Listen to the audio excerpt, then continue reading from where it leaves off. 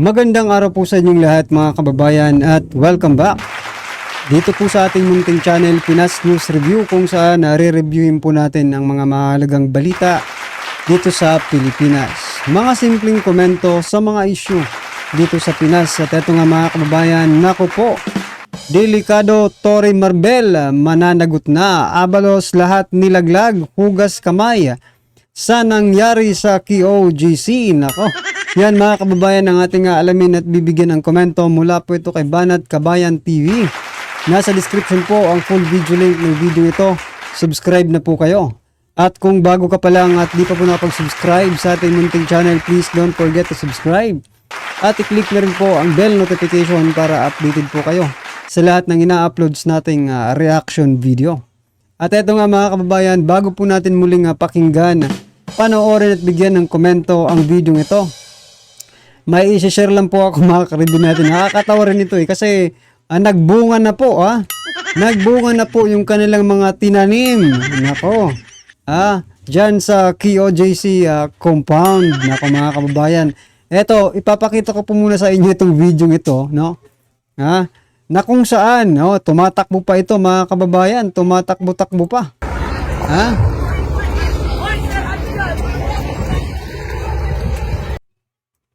So yan, tinatanong, sir, ano yan sir? Hindi kasi dinaan yan sa scanner, no? Yan, sige, takbo.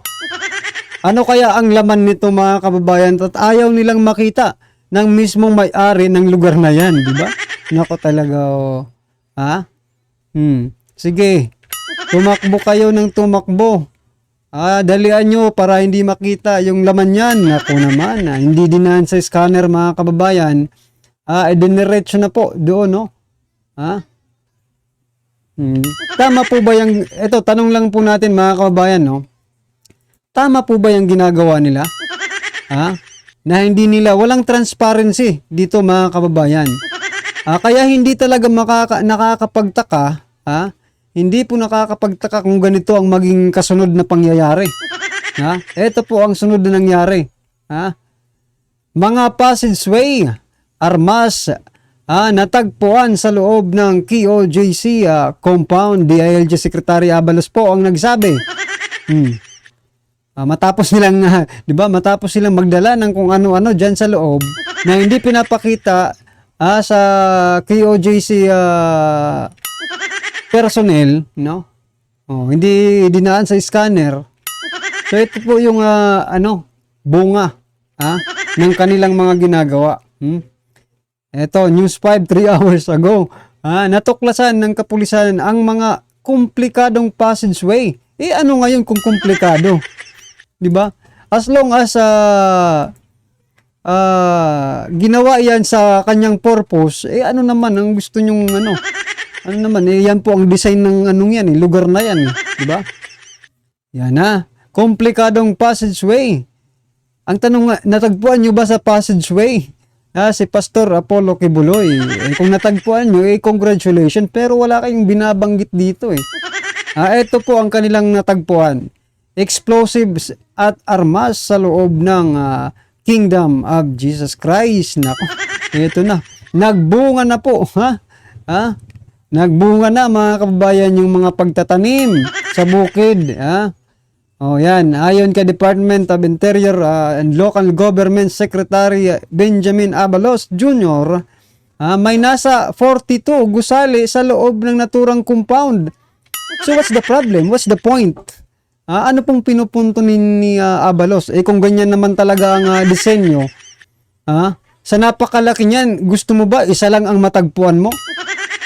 Isang gusali lang sa napakalaking lugar na yan? Di ba? Parang wala sa ano yung reason, no? Ano po yung ni Secretary Abalos? Ano ngayon? Kung mayroong 42 gusali dyan sa loob ng naturang compound. Di ba? Ang question dyan, natagpuan nyo ba? Si Pastor Apollo Kibuloy dyan sa 42 na gusali na sinasabi ninyo. Yan po ang malaking tanong. Iba po yung natagpuan nila eh. At saka hindi po tayo sigurado kung talagang yan nga ba ay nandyan na or inilagay, tinanim lang na nagbubunga na ngayon. Nako po. O nakipag-ugnayan na rin sila sa Davao City Engineers Office upang malaman kung lahat ng kwarto at passageway sa loob ay idiniklara sa construction plan na isinumite ng grupo. Ang grupo ta. Bakit may mga ganitong construction? Aba, bawal na pala ngayon mag-design, no? Hoy, kayong mga mayayaman.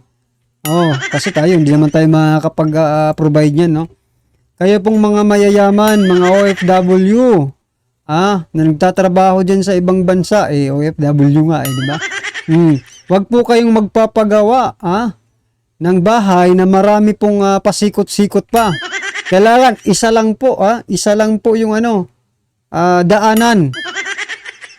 Isa lang yung entrance at saka exit kasi ngako madadali kayo ni balos nito. So mga kabayan, ano po ang inyong opinion, no? Kunin lang po natin ang opinion ng ating mga netizens about po dito sa mga passageway, armas na natagpuan di umano sa loob ng KOJC compound. Ano po ang inyong reaction dyan? Kasi ako, mga kababayan, okay lang sana, sige, para maging patas, pero mahirap nang ibalik eh. Eto, mahirap na pong ibalik. Hindi nyo po ipinakita yung mga laman ng nasa loob nitong mga malalaking kahon na ito. Tapos, suddenly, eto na ang nangyari. Nagkaroon na agad. Diba? Napakalaking question mark po niyan. Tapos, hindi namin alam kung may transparency pa rin eh. Diba? Sa gobyernong ito. Hindi nyo kasi pinakita. Kung ipinakita nyo itong mga daladalan nyo, no? No, ayan, ang loob nito, di sana medyo may kakampi pa sa inyo. Diba?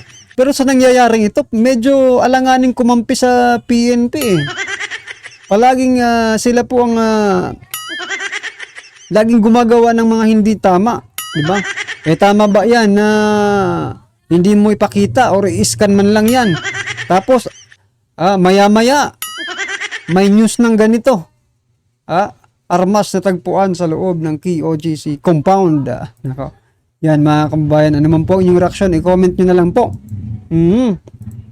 Ito, sama-sama at sabay-sabay po natin pakinggan. Panoorin at bigyan ng komento ang video ito. Ito na po. Natin yan, ito po, no, si Abalos, tila naghuhugas kamay, pero alanganin po eh, no? Naghuhugas kamay siya, pero parang sinasabi niya na suportado niya rin at the same time, no? Sinasabi niya na ang ginagawa ni Torre ay wala siyang kinalaman. At the same time, suportado niya rin. Ganyan po itong mga tauhan ni BBM, yung mga pagkapalpak, hindi hugas kamay. Pero pag nagtagumpay, ako yan. Masyadong wais, no? Kaya po wala nangyayari. Lagi po hugas kamay. Kaya wala tayong nalulutas eh. Wala tayong nalulutas na problema kasi panay hugas kamay. Pati naman yung presidente, di ba? Lahat po na nangyayari ngayon ay hindi kanya, kundi minana lang. Lahat na nangyayari ngayon ay problema yan na nakaraan na dinatnan na. Alam po ninyo, sa totoo lang.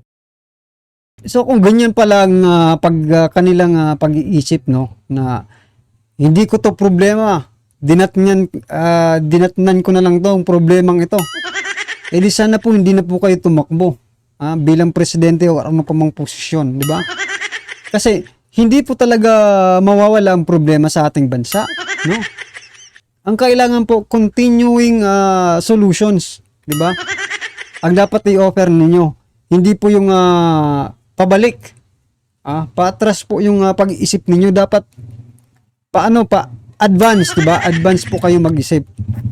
Pero sa sobrang advance nyo mag-isip, hindi nyo na rin, di ba? Eto mga kaumbayan, hindi na rin nila ma-predict, di ba? Yung mga mangyayari. Kasi advance na po sila mag-isip eh. Like for example mga kababayan, yung sinasabi kong advance sila mag-isip. Ha? Yung pagsasabi po ng 5,500 flood control projects, no? Advance sila mag-isip pero wala naman pala. Diba? At saka itong mga lumalabas, no? Na mga survey or mga research dyan sa NEDA, sa PSA, diba? Palaging advance sila mag-isip. Si ganun. Ano pa? Meron pa. Teka lang. Si Finance Secretary, Recto. Diba? Yung about sa Maharlika Fund, diba? Advance lagi sila mag-isip eh. Kahit wala pa mga, hindi pa man ini-invest, may kita na. Yan, ganyan po sila ka-advance. May kita na po yung kanilang mga bulsa. Hindi po yung bayan ang may kita na. Hindi po bayan yung kumikita, kundi yung mga bulsa nila. Nako po. Alam naman yung may problema. Ba't kayo tumakbo? Ganun lang naman, no? Okay. Tuloy-tuloy pa rin po. Mukhang ang deklarasyon po nila Torre at ng PNP, hindi po aalis hanggat hindi nahuhuli. Kaya kung 6 years po sila dyan na 6 years po sila dyan na magbabantay. 2,000 pulis, hindi na po manghuhuli ng mga kriminal. 2,000 pulis, hindi na po makakasama sa... di ba kinakatwiran ni Marbil na kulang tayo ng police presence? So, isa pa po yung 2,000 PNP officers, mga kababayan, no? Oo nga, sige, nafokusan nila dito si Pastor Apollo Kibuloy. But, papaano po yung mga lugar, no? Na kinunan po nila ng mga pulis, di ba? Bakit tuwang-tuwa na ngayon yung mga Diba? Yung mga adiktos tuwang-tuwa kasi wala nang nagbabantay sa kanila. Ang swerte naman nila, binabantayan pa, di ba? O nagbubunyi po yung ibang lokasyon. Baka may operasyon. I mean, di ba? Napapanood po natin sa mga pelikula. Kasi mahilig din naman tayo manood ng mga movie, di ba? Tawagan nga lang tinatawagan, okay, wag muna kayo dyan sa wag muna kayo mag-checkpoint dyan kasi mas kailangan kayo dito. Dito muna kayo pumunta. Punta agad doon yung mga authority. Dadaan na ngayon yung fish dealer. Diba? Dadaan na yung fish dealer. Makakapagbenta na sila ng maayos ng mga isda. Langya. No, kaya tinanggalan si BP Sara at saka yung mga VIP. Kulang tayo ng police presence, kumbaga hindi natin napoprotektahan yung mga mamamayan natin sa kriminalidad. Pero ang laki po ng ginugol natin. Parang kay BP Sara, ang laking question kay Marbil. General Marbil, napakalaking question po sa inyo yung pagtatalaga sa seguridad ng Vice President ng Pilipinas. No? Yun po pala ay handa kayong magtanggal ng police visibility, police presence para lang po mahuli ang isang may warrant of arrest. So hindi po consistent, no? Dapat kasi may consistency. Ito po yung sinasabi ni Abalos. Ako yung kinalaman, maski dito, this is purely a police operation. No? Wala pong kinalaman ang sino man dito. This is purely a police operation. Di ba? Yun pa lang sa salitang yun, no? Wala pong kinalaman ng sino man dito. Ibig mo sabihin, Abalos, ibig mo sabihin, Abalos, hindi kayo kikilalanin ni General Torre o ni General hindi. So, alam na po natin yung magiging resulta nito, no? Kasi naghugas kabay na Ibig sabihin, hindi talaga nila matatagpuan dito si Pastor Apollo Kibuloy. Malamang itong yung ginagawa nila, iba na po yung hinahanap nila. Kasi dito pa lang sa statement ni Secretary Abalos, no? Parang wala nang pag-asa, di ba? Kasi mga kababayan, kung nandyan matatagpuan nila dyan si Pastor Apollo Kibuloy, iba po yung magiging statement Maaari kang maging statement nila ganito. Kami po, no? Kami agad nakisali siya no? Kami po ay natutuwa at dahil sa aming patuloy, di ba? Paghahanap at nahanap namin si pastor, di ba? Oh. Ini-include niya yung sarili niya na, pati si PBBM included na po diyan. Malamang sa malamang, 'di ba? Napansin niyo po doon sa Alitagtag, 'di ba? Yung checkpoint, 'di ba? Oh, malamang mas una pa silang mapunta doon kaysa sa mga reporter, 'di ba? Oh. Pag natagpuan po nila diyan si Pastor Apollo Kibuloy, wala munang mga reporter na makakaalam hangga't hindi kami nakakarating diyan, okay? Kasi kami, ako at ang presidente ang dapat na mag-announce dyan. Diba? Nakikita niyo po mga kababayan yung diferensya kung nandyan or wala. Ngayon, alam na po natin, wala po. Wala po talaga. Anong ginagawa pa nila dyan? Naghuhukay. Treasure hunting na ito eh. Treasure hunting na po. Grabe. Hindi mo pwedeng sabihin, oy, tigilan nyo na yan. Tama na yan, may mga namatay na sibilyan. Kung hindi nyo pag nag-utos ka ba sa mga pulis, hindi nila susundin? 'Di ba? Wala talagang go signal mo yan. Palagay mo nang halatang halata naman, pinagtatanggol mo yan eh. 'Di ba? Guess ka ron kay Senator Bato na pinagtatanggol mo yung operasyon na yan. No? Huwag po tayong hugas kamay. Kasi hindi po pwedeng sabihin mo na wala kang tuloy natin. Ako, I've only supervised, but with reference to operations, etc., it's purely a police one. And it is based... Yan Ako po only supervise. Ito po kasi pagkakaiba, no? Sabi ko nga, civilian authority over police and military. Kayo yung civilian authority. Ikaw, Secretary Abalos, ikaw yung kinatawan ng presidente. Ikaw yung directly under mo sila. Kaya hindi po pwede na magugas ka ng kamay. Parang ngayon, sinasabi niya lang ngayon, wala akong kinalaman dyan. Pagpalpak yan, wala akong kinalaman dyan. So actually mga kabayan, no, ang komento ko lang dito, para talagang binaboy po nila yung batas ng Davao eh. Binaboy po nila yung batas ng Davao City. Yung authority ng Davao City wherein ang Commander-in-Chief ng Davao ay si Baste Duterte. Parang nawala na po ng kapangyarihan, nawalan po ng kapangyarihan si Baste, no? Kasi ang kapangyarihan po ng isang mayor, no? Isa po sa pangyarihan niya ay mga pulis. No, kung wala ang pulis, useless po ang pagiging mo diyan, na? Kasi wala kang nag-i-enforce. Sino pong mag-i-enforce ng law? Kung wala kang pulis, di ba? Binaboy po nila ang batas sa Davao City, mga kababayan, no?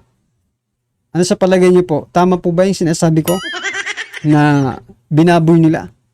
Binaboy talaga eh. Sa palagay ko lang wala na, hindi na po nila rinespeto si Baste Duterte dyan, mga kababayan. Totoo naman eh. Diba? Kitang-kita naman po natin, mga kababayan.